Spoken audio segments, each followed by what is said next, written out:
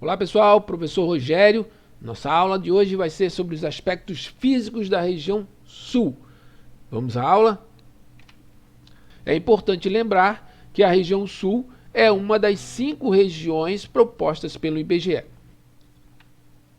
A região sul é formada pelos estados do Paraná, Santa Catarina e Rio Grande do Sul, sendo, portanto, a menor região do território. Porém, do ponto de vista econômico e de relações internacionais, ela apresenta uma grande importância, pois os estados dessa região fazem fronteira com os principais países que formam o Mercosul: Paraguai, a Argentina e o Uruguai. Bom, do ponto de vista de limites, ao norte, a região sul limita-se com o estado de São Paulo e Mato Grosso do Sul, ao oeste, com o Paraguai e a Argentina, ao sul com o Uruguai e ao leste com o Oceano Atlântico. O relevo da região sul chama atenção, pois essa região apresenta em seu território as 3 grandes unidades de relevo: áreas de planície, áreas de depressão e as áreas planálticas. Algumas áreas que chamam a atenção dessa região são a Serra Geral, a Serra do Mar, Planalto Meridional, nós temos aqui a Serra do Apucarana. Então temos algumas formações que faz do território da região sul um território muito acidentado, uma grande riqueza de formas de relevo, que obviamente vão ser atrativas, pois a beleza natural representada por essas formações de relevo, ela é muito intensa na região sul. Sobre os climas da região, chama a atenção o predomínio do clima subtropical. O destaque fica por conta das áreas de Planalto, onde o clima vai apresentar verões suaves ou moderados, inverno frio. Já nas áreas baixas do território, o clima subtropical apresenta verões quentes e invernos de moderado a frio. E na região norte da região, ou seja, no extremo norte do Paraná, apresenta-se uma área com clima tropical de altitude.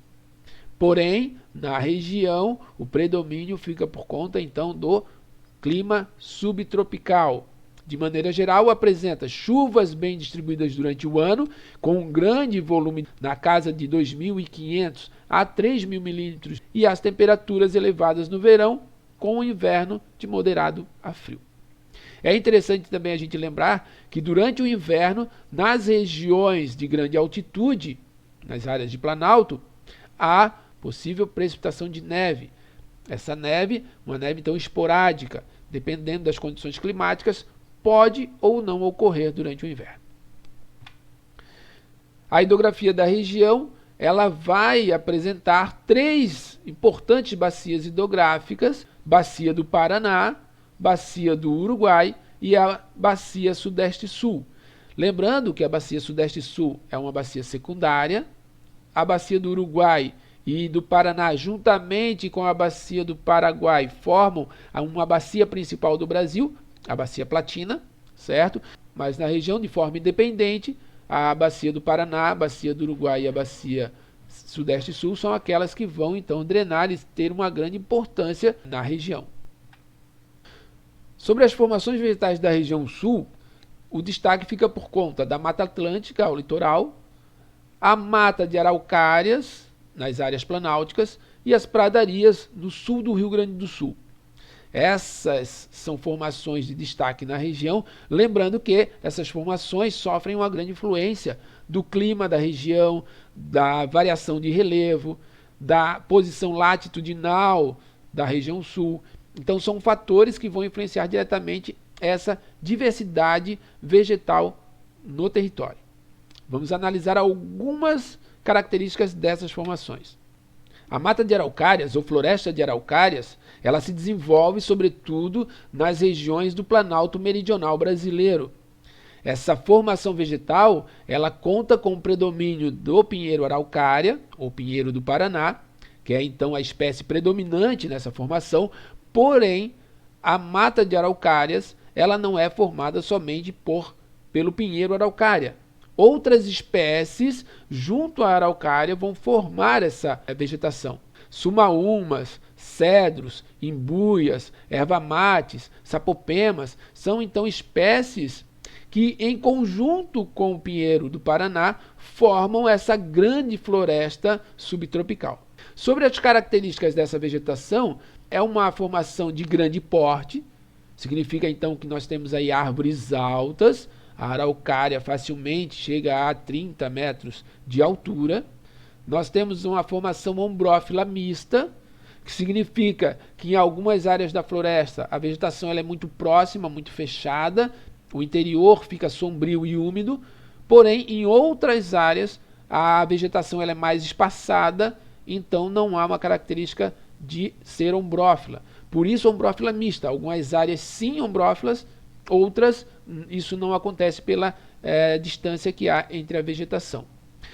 A araucária em si, o pinheiro araucária, é uma vegetação aciculifoliada, significa que é uma vegetação com folhas finas, tipo agulha, e a vegetação foi muito explorada ao longo do tempo, e hoje, da formação original de mata de araucária, temos cerca de 4 ou 5% apenas.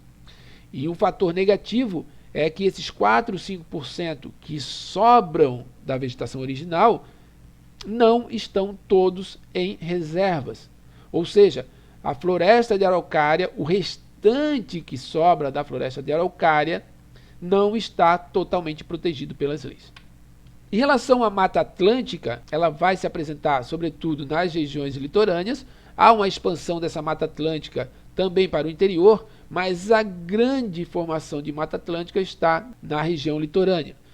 Lembrando que essa vegetação é uma vegetação de grande porte, latifoliada, higrófila, densa, perene, certo? Isso nós já tínhamos estudado em outra aula, então já sabemos quais as características da floresta atlântica.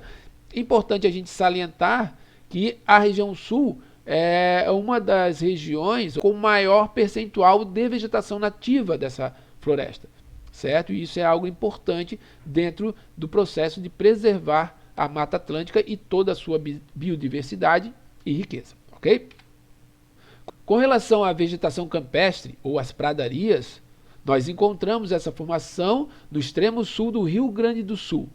Algumas outras áreas de menor porte vão aparecer ao longo da região sul, como por exemplo em Santa Catarina, os Campos de Lages. É uma formação com vegetação herbácea, rasteira, uma vegetação então de pequeno porte. É uma formação que naturalmente vai oferecer condições para que a atividade da pecuária se desenvolva, produção, ou criação de gado bovino, criação de gado ovino, ovelhas e carneiros. Um outro detalhe importante é a questão de aparecer ao meio dessa formação algumas áreas florestadas. Essas áreas florestadas, elas acompanham o leito do rio, ou o curso de um rio. Essa vegetação aqui arbórea, então, é chamada de mata-galeria. Essa mata-galeria, ou mata ciliar, ela tem a função de proteger o rio. Essa formação de mata-galeria são, então, manchas que vão aparecer em meio à grande vastidão que é a formação de campos na região sul do Brasil. Essa foi a nossa aula de hoje. Não esqueçam de estudar os livros, as apostilas e façam as atividades relacionadas ao assunto, ok? Valeu, um grande abraço e até a próxima.